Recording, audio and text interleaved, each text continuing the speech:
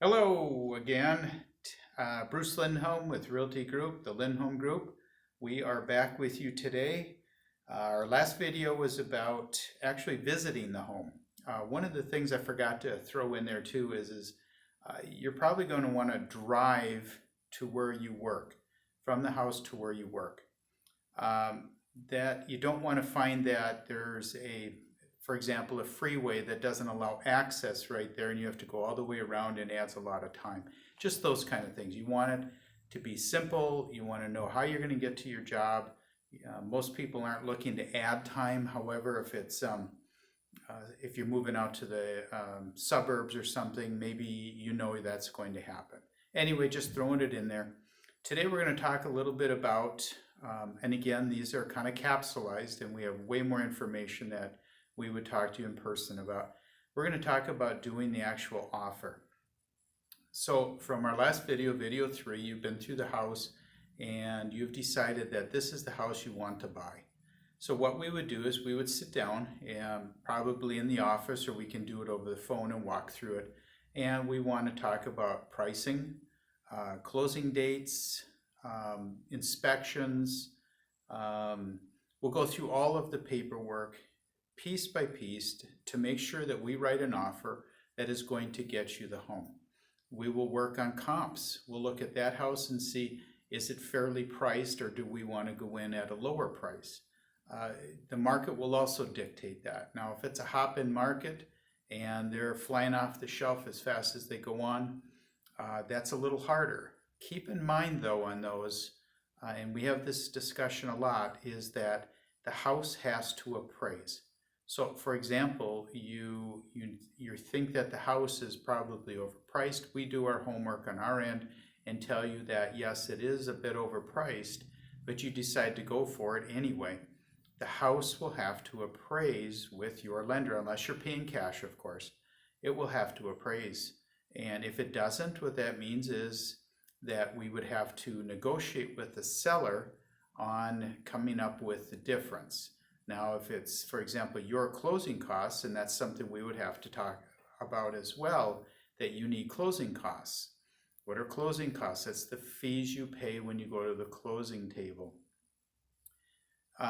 Typically, they're about 3% of the total sales price, but it'll vary. The higher the price of the home, the lower the percentage. The reason is that there are fixed fees involved in that, not based on percentages. So the lower the price, for example, when the crash happened, we were selling homes in the $30,000 to $40,000 range, actually condos, and the closing fees on one home went over the federal guideline that's allowed.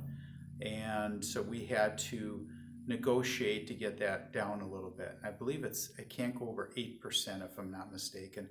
It's so rare that it happens. It's not on the, something that I'm thinking about. But anyway, and it's not that they're so high, but because of the fixed fees, it pushes up the percentage. So anyway, that's getting into a little more detail than I wanted to on this. So yes, we'll take you through your pricing. Where should we be on that price? Should we go in a little higher? For example, let's say a $310,000 home. Maybe we go in at $312 because it's a hot item. Those are all things that we'll have to discuss for each property as you want to make that offer. Inspections, really important. We all the way from having the sewer line checked out to the street. That can be a very costly mistake if you don't do it. To the home inspection, to radon inspections. None of those are required unless your lender, some lenders may require some of those, but they're highly recommended because all of those can be so costly after. The other is that we'll probably add on a home warranty. And I get a lot of folks asking about, well, what's a home warranty? Is it any good? We would ask the seller in many cases to pay for a home warranty for you, and we will select. That's how we like to do it, is have they pay for it, you get to select it. And what it'll do for you is it mainly protects you for your appliances, even to the point of some of them will cover a well pump if you have a well versus city water. But you're basically looking at furnace, washer, dryer, refrigerator, stove, dishwasher, those kinds of items. And most of them will cover some electrical as well.